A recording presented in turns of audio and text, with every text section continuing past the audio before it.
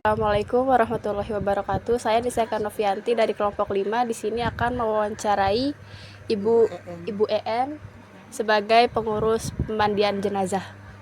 Sebelumnya Ibu boleh perkenalin dulu. Boleh. Nama Ibu En Suherni dari Majelis Taklim Jami Asyura. Oke. Ibu di sini sebagai pemandi jenazah ya. Iya, Ibu di sini ada nama Yayasan Albana. Ibu Oke. suka bantu. Kira-kira Ibu udah berapa lama terlibat dalam proses pengurusan jenazah? Ya, sekitar aktif Ibu ini udah ada 4-5 tahun. Udah 4 sampai 5 tahun ya. Oke.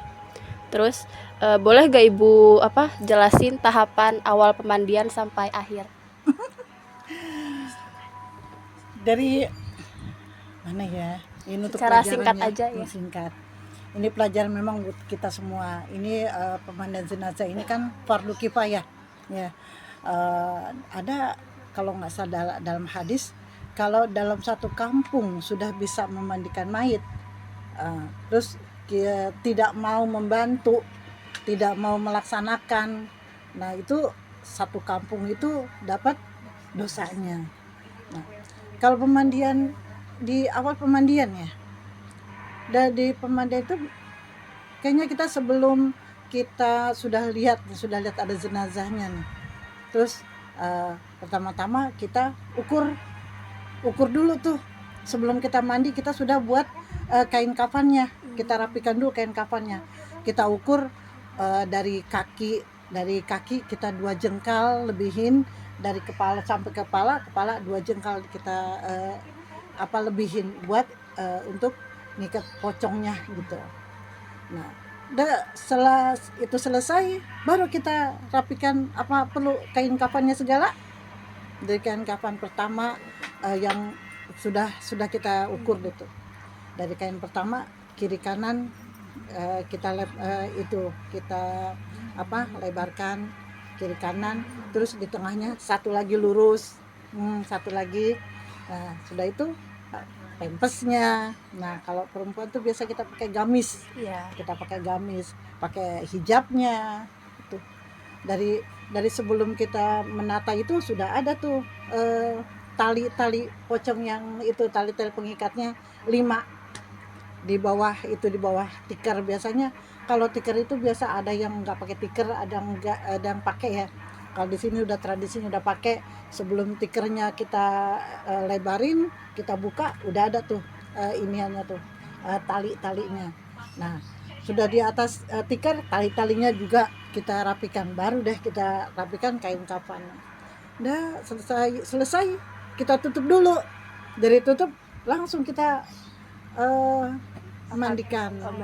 Kalau dari memandikan itu biasanya gimana, apa yang kita harus lakukan ya? Pertama kita niat baca doanya. Nah, itu gusla minal mayiti fardu kifayah lillahi ta'ala gitu. Sejaku memandikan mayit karena Allah, fardu kifayah karena Allah Ta'ala. Nah, dan satu juga kita pakai sarung tangan, karena kalau bisa kulitnya itu jenazah itu kalau bisa nggak kesentuh. Nah, kita tutup rapat tutupnya, kalau bisa jangan sampai kelihatan auratnya. Kita tangan kita yang kita masukin, jangan sampai kelihatan buka dulu kasihan, itu aurat, itu kasihan, dia juga malu seperti kita hidup. Kita nggak pakai celana, nggak pakai, kita kan malu kelihatan begitu, sekalipun sama sejenis, sama-sama seperempuan. Terus yang mandikan siapa? Ya boleh keluarga yang mandikan, semua anak cucunya boleh mandiin, tapi kan karena mereka tuh misalnya belum biasa, perlu ada yang ngebimbing, misalnya ibu gitu. Misalnya ibu mau mandiin, tapi anak-anaknya bilang, ibu saya boleh nggak mandiin? Silakan, ibu tinggal pandu aja, nih dibersihin ini. Pokoknya awalnya kita dari kanan dulu. Pokoknya kalau untuk mandiin itu ada saksinya tuh. Kita mau kaifiatnya, mau istilahnya cebok yang bersihin kotor-kotoran, baru kita angkat. Kayak kurang ini juga ya, kurang bagus ya ininya ya. Tapi kalau tadi udah persiapan sih, mungkin kita lebih bagus lagi kali ya intinya ya. Pelajarannya. Tapi bagus, anak-anak alhamdulillah sudah mau gitu mengetahui gitu. Ini semua nggak semua orang bisa. Ada yang punya sertifikat 4, teman ibu itu ada punya sertifikat 4 tapi nggak berani. Kalau udah mandi kata kebayang-bayang. Itu di situ kita niat karena Allah, bukan niat yang macem-macem. Itu aja ya, singkat aja deh itu. Nanti Menurut ibu nih, kan tugas pengurusan jenazah itu kan pasti kita gak boleh kan kayak misalnya apa kita ngumbar aibnya atau iya, gimana. betul. Nah itu yang paling penting jalanin tugas selama pengurusan jenazah tuh apa? Pokoknya kita satu ikhlas.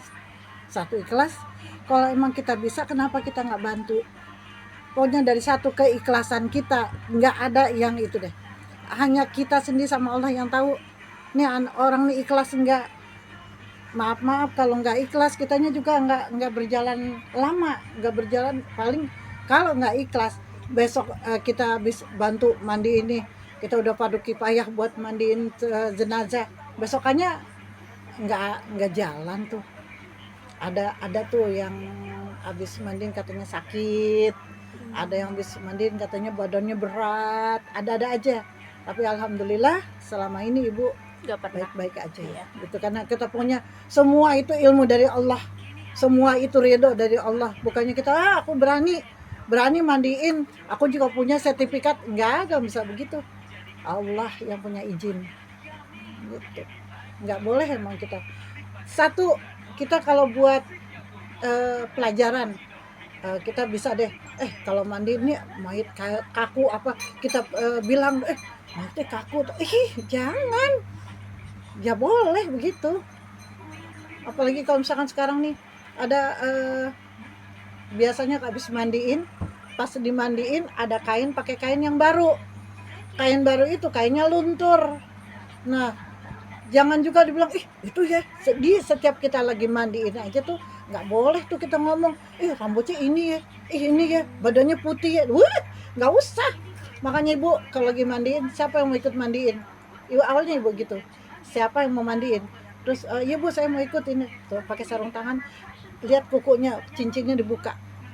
Nah kalau cincin dia mau goes gitu kena kulitnya, kita tuh disentuhin aja kayak seperti kita diseset kulit kita itu. Makanya setiap kalau ada tuh yang meninggal, datangnya yang mandiin, dia juga berharap mandinya Allah pelan-pelan, bisa begini aja diusap aja itu dia udah merasa sakit. Apalagi kayak mandiin, jangan, nggak begitu, lembut, kasih sayang, sholawat aja yang kita sholat dengan sholawat, mudah-mudahan kita si mayat ini nggak ngerasain sakit gitu, lembut. Beda kita mandiin sama orang hidup gitu. Nggak boleh, memang nggak boleh kita umbar aibnya, dia berdarah apa gimana, jangan. Nah dari kain itu luntur, dari luntur pas kita pakai kain kafannya kelihatan kan tuh dari kelunturan itu merah.